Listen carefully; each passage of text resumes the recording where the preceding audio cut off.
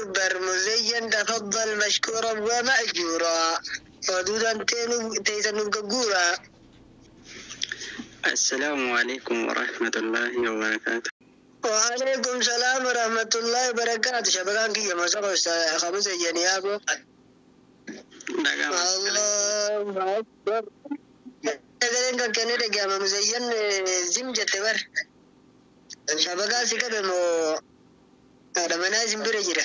ما هذا منازم كم نجار بارب. يا أستاذ أبو الإسلام تطلفتو جراني ما لالنا مناتري ويكاتشة دلتي فكاد رجال بسويته جلا هذا لالله تجراه ويا راكيو جتشولين أم مكارو ببالنا فكاد جولين أم مكايا تزولين نجتيه داري سويته يدو جراتا من كيسا لالة تامين كنتي سوته جري كابر كسي ببرد دفتة جولين الله أكبر مت ودي سجد يا بزيان كين الله أكبر. السلام عليكم ورحمة الله وبركاته. كبجمتوتا في جالتمتوتا كينا مرتكي سنوا نغاوار نغا بغا نغان أولتاني ساكا نغيت تنججونا مساتين ساتي ودوتيم مركز لا إله إلا الله مركز قدج كبجما في جالتمان برس أستاذو تلمان برنوتا ساكا كينو لغا إلى فودو فيه مركز كينا رأكم اتفو فتجر جدم Komandar Talibani gabbarri gabbinaan indikaata jechuun torbee sadiif markaza irraa achi buuteen isaanii dhabame. Maammadoon markaza laa ilaaha illallah faatee markaza irratti ummu jettee deemtu mara hin amaninaa jedhe. Hayyee kabajamtootaa fi jaalamtootoo kennaa amma gara oduu bal'inna. Markazni laa ilaaha illallah markazni guddichi kabajamaa fi jaalatamaan barsiisota lamaan barnoota isaa qulqullina lama kennu kan barnoota isaa qulqullinaan kan kennu sirni gaa'ilaa akkuma itti fufetti jira jedhe. Gammachuun markaza keenya irra haaluma itti fufeen kan nama gammachiisuuni gammachuu barattuu teenna gabbinaa kan ilaalatte eegaa turre guyyaa har'aati jedhe. Barattoonni markaza laa ilaaha illallah guyyaan binaadhaa fagottiin kan eegaa turre guyyaa har'aa nurra ga'u jechuun marti isaanii mirqaana keessa jiranii. Haa ta'u malee barattoonni kunneen mirqaana obboleettii isaanii waggaa dheeraa fi kan markaza kana gubbatti waliin barataa turre guyyaa dhaloota lammaffaa isiiti jechuun haala hin jirre keessa mirqaana irratti argaman jedhanii. Haala kanaan mirqaanni kun itti fufee taanaan guyyaa ahda dhufuutitti darsi irratti hirmaachuu isaanii ni shakka jechuun ustaaz Mu'azabbaan markazichaa yaaddoo keessa galee jira. Barattoonni kunniin mirqaana kanarraa duubatti hin dachaan taanaani haala kanaani ani baruu fi barsiisurraa jeeqamuun hin oolu jechuun ustaaziin yaada hamaa keessa kan jirani. Amiironni illee haaluma kanaanii biiroo barnoota markaza laa ilaaha illallaatiif xalayaa barreessanii jiru.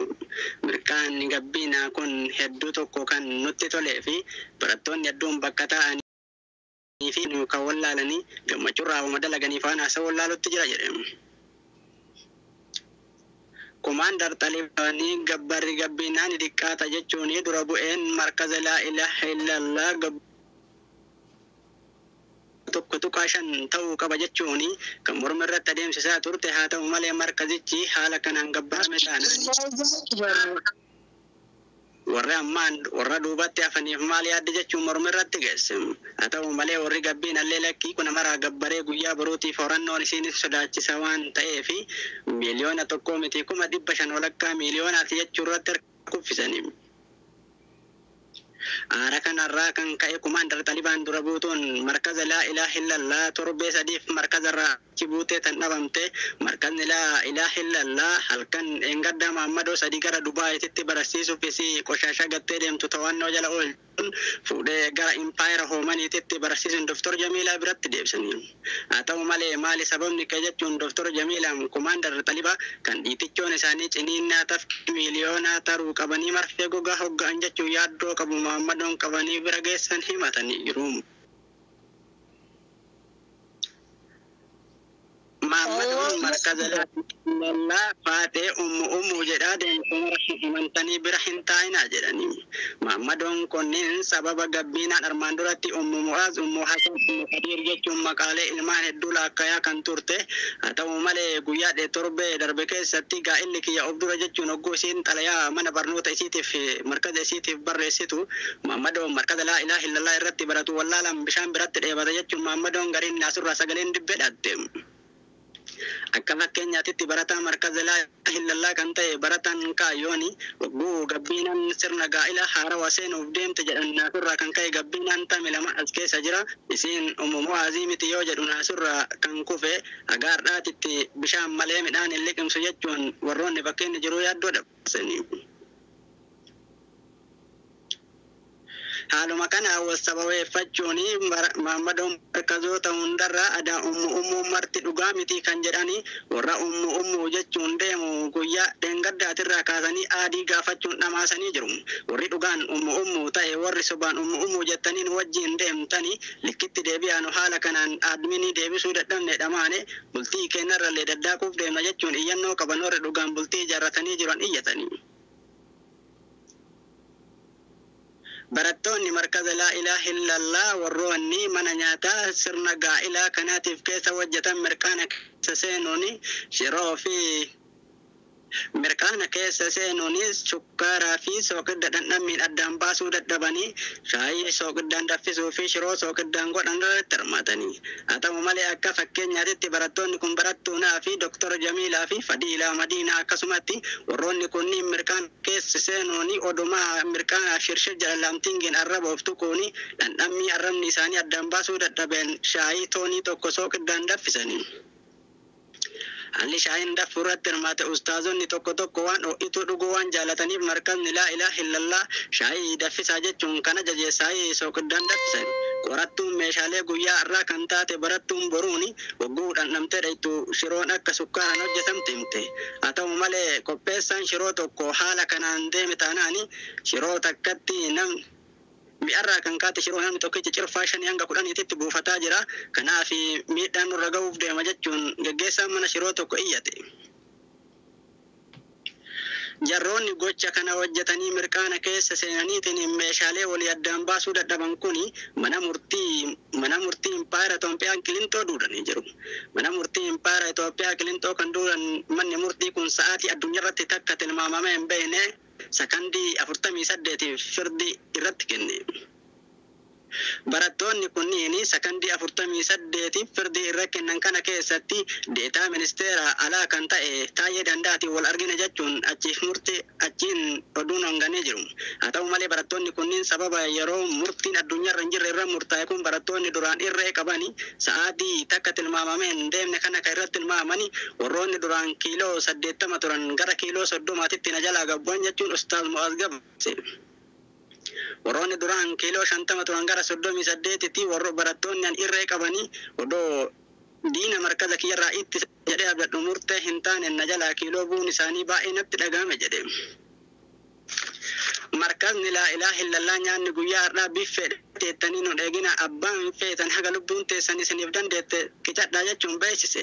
Markazni laa ilaaha illallah nyaanni guyyaa har'aa cilfaan isinirratti akka hin buufneef jecha biffeen qopheessinee abbaan haga lubbuun dandeettu walii filatee nyaachuu qaba jechuun beeksisa baase. Haa ta'u malee kanarraa kan ka'e nyaata kana akkuma isinitti toltanii nyaattanii garaan na ciniina jettaniitiin rakkoo nurraa hin ga'inaa ka jedhe Dr. Jamiilaani marfee sisii 25 baatu mul'irratti hidhachuu deemuun namoonni gariin nyaata duratti qophaa'an dhiisan jedhani. Haaluma marfee kana mul'ii Dr. Jamiilaatti irratti argan ustaazonni gariin waan markazaa fidanii fi barattoonni gariin kan walaloo fi nashiidaa Dr. Jamiilaa kana laaluun arcaasanii achi buutee isaa dhabanii. Ibrahim gabbina argachuu fi haalli inni keessa ture baay'ee ulfaataa fi yaaddessaadha jechuun maatiin isaa beeksise. Tanaan duratti waggaa dheeraaf gabbina wajjin bultii ijaarrachuuf kan yaadaa ture Ibrahim wabbuu qotiyoo qoti jedhanii ganama manaa baasan irfii cabsee galuu fi qotiyoo bitaa mirga wajjala dabarsee tamaduu.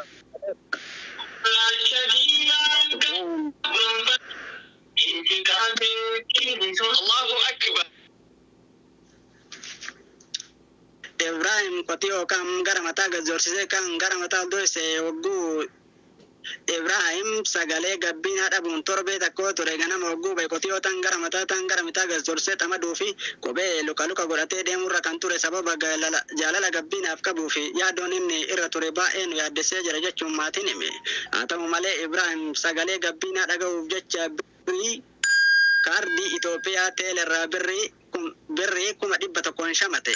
Teeleeni namni tokkichi kaardii birrii kanaan taqqame mataan maatiin nu gaggeessinu baay'eedha waan ta'eef ol gahan nutti fakkaane jechuun yaaddoo qabdu teeleen Itoophiyaa ibsatte.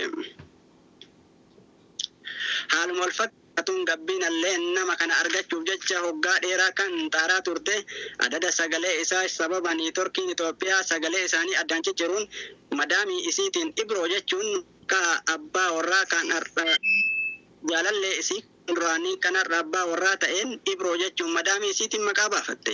Sababni yoo maali jennaani maqaa Ibrahim kana yogguu dha'e tabsaa qaba jechuun yogguu madaamii isiitu Ibroo jettee hiyyaamne darajii gubbaa teettee kolfuu fi kushiinaaf akkuma dala itti raftee buluuf ati argama jechuun madaamiin beeksifte.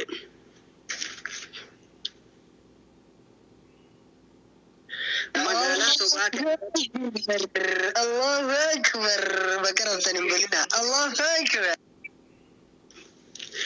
Magaalaa sobaa keessatti kijibdoonni 450 to'ataman jechuun bulchiinsi magaalaa sobaa kan ta'e janaan beeksisa. Akka bulchiinsi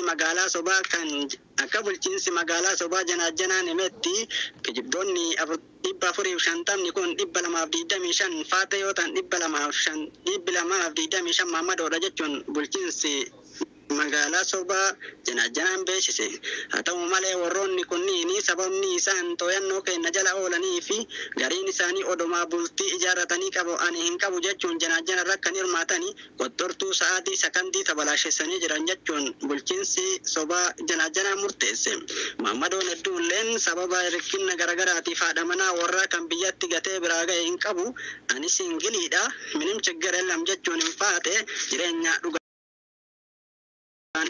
dudda itti galu irratti kan argamu waan ta'eef haala kanaan yaaddoo guddaa keessa turre kan jedhu bulchiinsi kijibaa janaan murtee kana dabarse.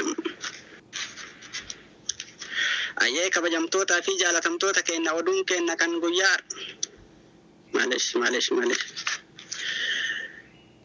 Masaraa Itoophiyaa kan Ekeraa Minilikiitiin marfamee argamu keessatti kaleessa galgala bashoon 3 fi hantuutte 3 dorgommii fiigichaa irratti argamani.